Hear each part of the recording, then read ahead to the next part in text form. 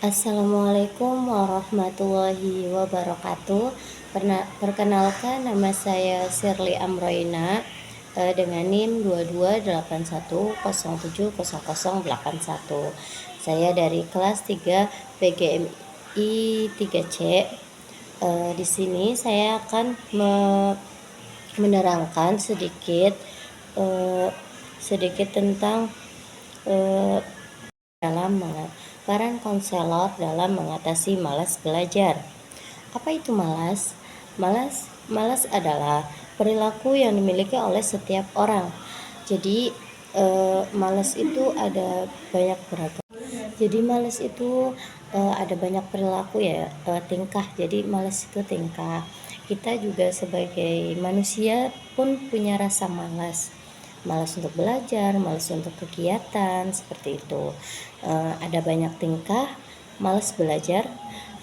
Ada seperti tidur di kelas, mengganggu teman yang sedang belajar, tidak mau mendengarkan guru yang sedang menjelaskan. Nah, dari situ, dari banyak tingkah laku malas belajar itu pasti ada dampaknya, dan dampaknya itu banyak sekali. Contohnya seperti rendahnya nilai yang didapat, nilai ulangan yang tidak sesuai harapan.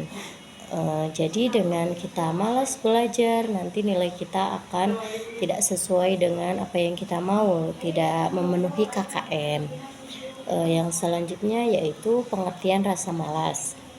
Pengertian rasa malas yaitu keadaan di mana siswa tidak suka belajar dan tidak mau untuk mengikuti kegiatan belajar. Ada beberapa faktor. Di situ ada faktor intrinsik dan faktor ekstrinsik.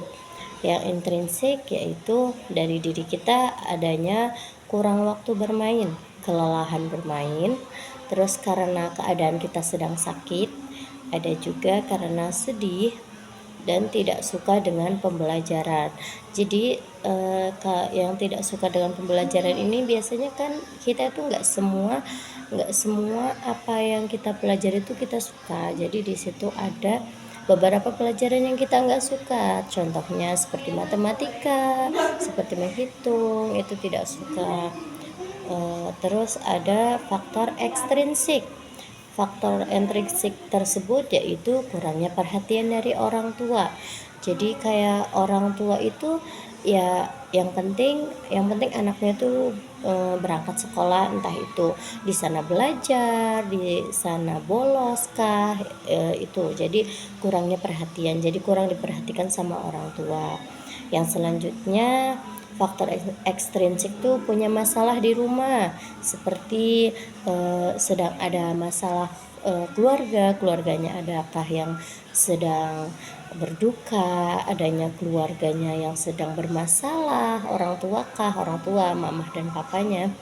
Yang selanjutnya ada bermasalah di sekolah. Biasanya di lingkungan sendiri pun kalau kita ada masalah sama teman, kita masalah dengan siapapun, pasti kita akan malas belajar. Seperti kalau kita sedang ada masalah dengan teman pun, kita pasti malas belajar kan. Yang selanjutnya, faktor ekstrinsik selanjutnya yaitu kurangnya sarana di sekolah. Jadi kurangnya adanya pendukung.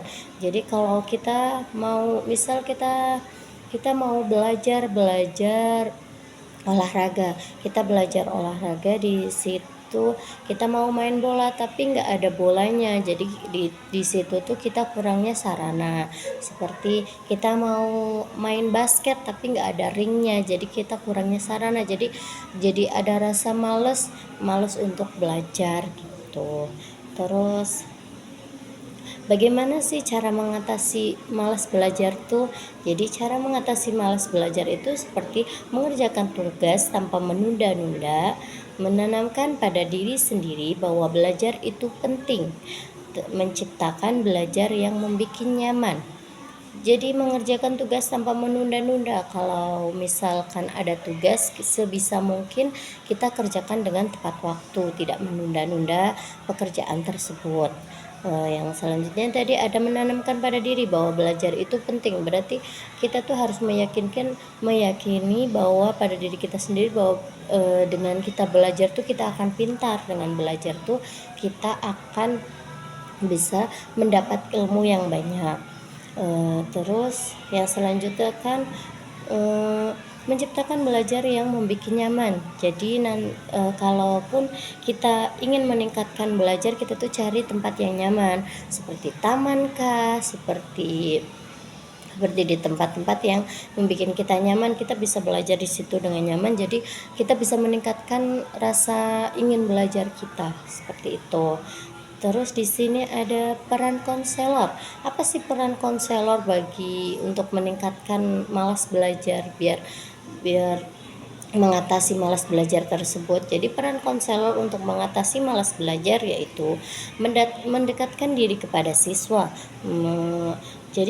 Jadi konselor tuh harus mau mendekat sama siswa, jangan tunggu si siswanya tuh mendekat dengan konselor. Jadi si konselor tuh tidak boleh abai, si konselor itu tidak boleh kayak tutup mata untuk adanya anak yang malas belajar tuh. Ya udah biarin saja. Jadi tidak boleh seperti itu. Kita harus mau mendekatkan diri. Jadi kitanya sebagai konselor, kita harus mendekatkan diri kepada si siswa, memberikan motivasi. Jadi kita harus memberikan motivasi kepada si siswa. Jadi kita harus mendorong siswa itu untuk untuk meyakinkan pada dirinya bahwa dengan kita belajar, kita di kemudian hari kita akan mendapat ilmu apa yang kita pelajari hari ini. Yang selanjutnya ada memberikan semangat. Jadi peran konselor dalam mengatasi malas belajar tuh harus memberi semangat. Jadi harus memberi dukungan kepada si siswa tersebut, memberi semangat. Yakini bahwa dengan kamu itu semangat belajar, kamu akan mendapatkan apa yang kamu mau di kemudian hari, seperti itu. Yang terakhir yaitu ada memberikan fasilitas. Jadi peran konselor juga harus bisa memberikan fasilitas seperti meminjamkan buku kepada si siswa, atau memberikan saran, ini kamu harusnya gini, kamu harus belajar seperti ini, seperti itu. Jadi itulah beberapa. Nah, jadi peran konselor dalam mengatasi malas belajar itu sangat diperlukan. Di situ konselor itu sangat dibutuhkan. Jadi bimbingan konseling itu sangat diperlukan di tengah-tengah pendidikan. Sekian dari materi yang saya jelaskan, kurangnya mohon maaf. Wassalamualaikum warahmatullahi wabarakatuh.